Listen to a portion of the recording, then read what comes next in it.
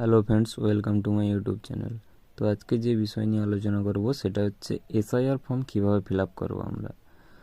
তো SIR form তোমাকে তোমার নিকটবর্তী বিএলও এসে দিয়ে যাবে। এই ফর্মের জন্য তোমাকে কোথাও ছুটতে হবে না, ঠিক আছে? তোমাকে দুটো ফর্ম দিয়ে যাবে।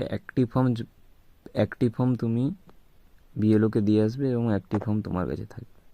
ফর্মটি ফিল আপ করার জন্য তোমার দুটি পাসপোর্ট সাইজের ফটো লাগবে, যেটি এই দুটি ফর্মের মধ্যে একটি একটি করে অ্যাটাচ করতে হবে, রিসেন্ট ফটো। তো ফর্মটি যে দিয়ে যাবে ওখানে বিএলওর নাম এবং কন্ট্যাক্ট নাম্বার দেওয়া থাকবে। যদি তোমার কোনো সমস্যা হয় তো তুমি ওই কন্ট্যাক্ট নাম্বারে কন্ট্যাক্ট করে জেনে নিতে পারবে।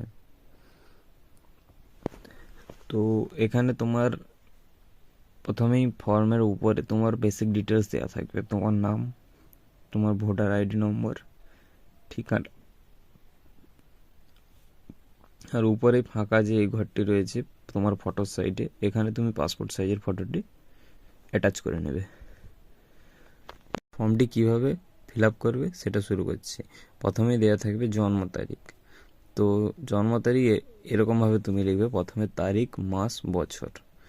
তোমার জন্মের তারিখ যেটা সেটা ফার্স্টে লিখবে, তারপরে মাস, তারপরে অবলিক দিয়ে বছর। তারপরে দিতে হবে তোমাকে আধার নম্বর। আধার নম্বরটি ঐচ্ছিক, তুমি দিতেও পারো নাও দিতে পারো, কিন্তু নাম্বারটা তুমি আধার নম্বরটা দিয়ে রাখবে। আর মোবাইল নাম্বার, তারপরে রয়েছে মোবাইল নাম্বার, এখানে মোবাইল নাম্বারটি লিখবে। তারপরে রয়েছে তোমার পিতার নাম, এখানে তুমি তোমার পিতার নামটি লিখবে। তারপরে রয়েছে পিতার এপিক নম্বর, মানে পিতার ভোটার কার্ড নম্বর। যদি তোমার পিতার ভোটার কার্ড নম্বর থেকে থাকে তবে তুমি দেবে, যদি না থাকে দেওয়ার দরকার নেই। তারপরে লিখবে মায়ের নাম। মায়ের নামের পরে থাকে রয়েছে মায়ের ভোটার আইডি নম্বর। যদি মায়ের ভোটার আইডি নম্বর থেকে থাকে তাহলে ওটি দেবে, না হলে দেওয়ার দরকার নেই।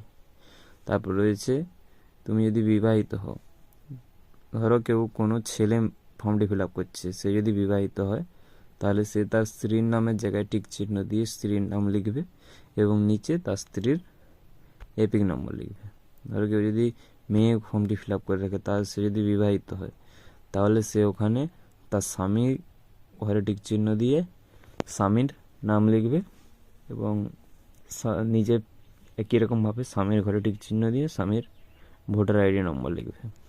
পরে দেখো এখানে দুটি ছক রয়েছে, একটি বাম দিকে ছক রয়েছে, একটি ডান দিকে ছক রয়েছে। বাম দিকের যে ছকটি রয়েছে, যারা 2002 সালে এসআইআর এর নাম নথিভুক্ত রয়েছে তারাই বাম সাইডের ছকটি ফিল আপ করবে, নচেত তোমরা বাম সাইডের ফর্মটি ফিল আপ করবে না।